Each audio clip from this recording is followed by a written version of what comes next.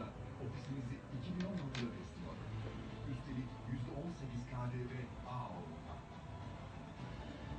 Ağoğlu yaparsa olur. 444 6 777.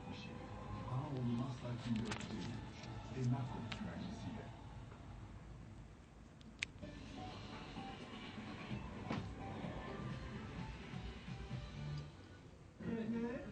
Magazine yepyeni bir soluk getiren Magazin 8 bu haftada bomba gibi. Köprüden önce son çıkış. Umarım çok yakında gelmeyiz. Utanmıyor musunuz? Ünlüler dünyasında haftanın en önemli olayları ve son dakika gelişmeleri. Evden kaçtım. Cevap alamazsın ben. Evde bıraktığım gibi. Evlerinize yıldız...